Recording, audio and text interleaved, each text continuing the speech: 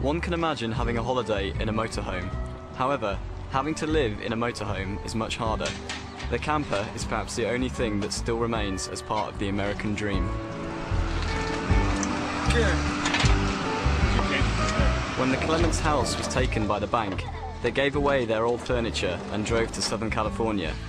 Since then, they've lived within 13 square meters and are constantly on the move. Most of the time, they live in car parks.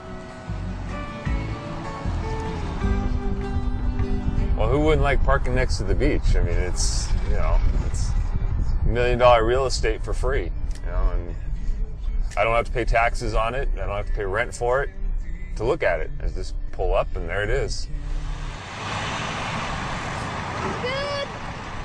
Since the beginning of the mortgage crisis, 1.5 million Americans lost their homes.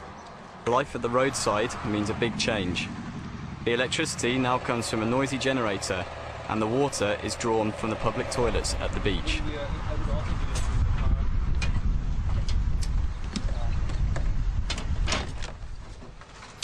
The reason that this family have ended up here is due to large debt, larger than the value of their house. As a result, the father, who works as a forester, lost credit and could no longer afford the house. So we can get some money coming in. Basically, she cut the price of the house $120,000 within a month. And then when she got done selling it, as we're getting ready to move, and we said, "Where's our equity?" She said, "There's nothing left." So we ended up with nothing, and on the street basically. So then we had to just use the trailer, which as he'll tell you, I originally said, "There's no way I will ever live in this trailer. I'll divorce you first."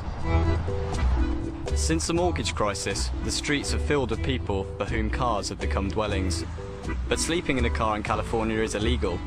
Shaw Talley works for a small social project but attempts to combat this issue. We've got, you know, 1, 2, 3 vehicles, and these people are living on the streets and they're playing the cat and mouse game with the cops.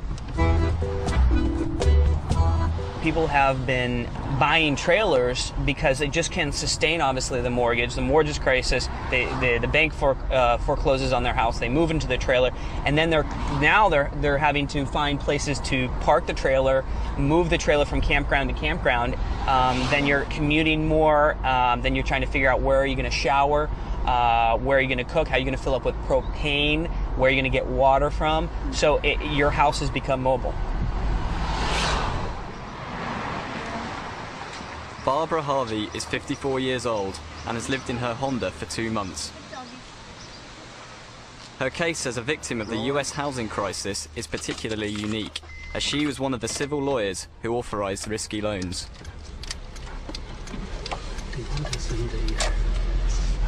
I work as a notary public signing loan documents for people who want to remortgage their homes.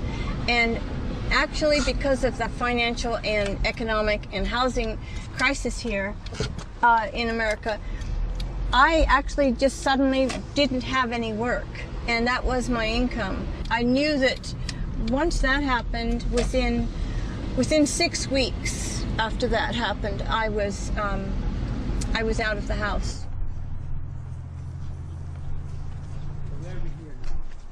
Well, this is my house, or it was my house, for 7 years. A rented apartment with 4 large rooms, it had everything. There was no insurance on this house. Well, it was nice while it lasted, anyway. Today, Barbara is dependent on the help of others. I knew I always had a home to come home to, you know, somewhere to come and take a nap if I wanted to, or somewhere just to come home and have a cup of tea. And there isn't anywhere to do that now. You know, it's my car or it's an office. It might be a friend's house from time to time, but it isn't, I don't have a home anymore. Social worker Shaw Talley is open every day to help people who are the mobile homeless. David Clements, above all else, wants a new job.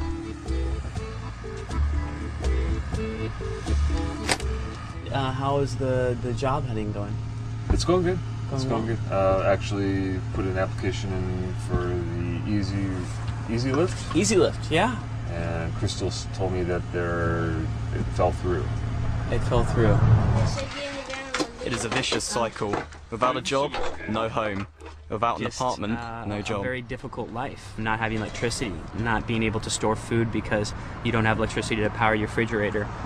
There's a lot of things that would make life difficult, and what you're constantly doing is just surviving, constantly working on that. So if you need to be going and looking for housing or looking for a job or doing other things, you don't have that much time to do that.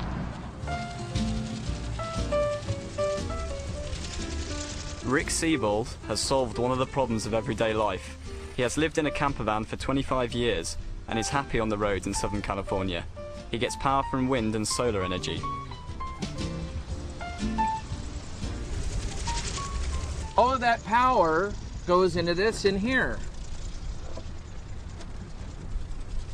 I have 4 Trojan T105 golf cart batteries. This right here is my refrigerator, so the sun and the wind keep my food cold, which is pretty cool. Rick has expanded his old Dodge and saves on rent. Since he suffers an immune deficiency, he can only work irregularly, but he has made arrangements. Being by yourself isn't fun. I don't like that part, but there aren't too many females that would like this lifestyle unless they were possibly in that situation themselves. But you learn to deal with it. The key to life, I think, is being thankful and grateful for the things you do have. Former lawyer Barbara Harvey goes to her sleeping quarters. It has one of the few parking spaces where you can stay overnight without offending the police. Baby, come here, sweetheart. There's a good girl. Good girl. Okay. This zone is part of the Safe Parking program created by the city administration and the church.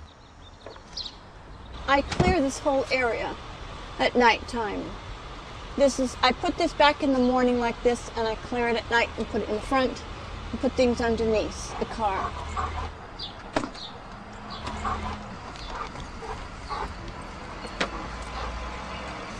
So here's my clothes. The rest is in storage. I've never had very many clothes, actually. Probably a good idea.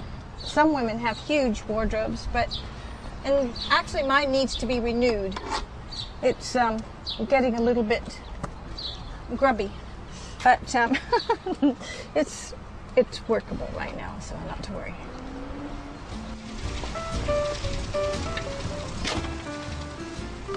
Rick Siebold is getting on well. He sometimes works as a chauffeur for a limousine rental firm. He hasn't told anyone that he lives in a camper van.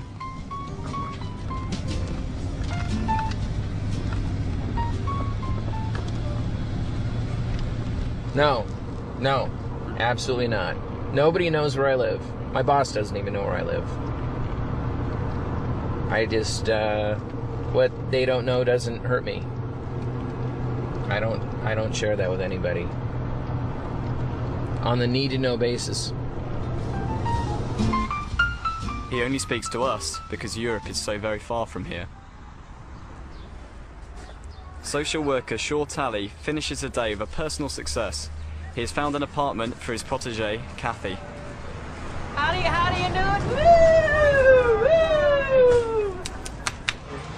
After 5 long years on the street, Kathy Lopez found a place in a social hall. Today, she exchanged a car seat for a mattress. Whoa, check out that bed. Oh my word. Today, she's found a happy ending, the American dream of a self-determined life. And I was down for a little while. It's like Shaw said, it's a new beginning for me. I'm starting all over again. I got the key. Sit over here on this thing with me. It's a nice bed. What do you think? Oh, it's a nice bed. It is, it's a nice bed. Bach is going to love it. Thank you. This is just... For Kathy, the nightmare has ended. Tonight, in Santa Barbara, 500 others are still sleeping in their cars. So you guys can go through and see.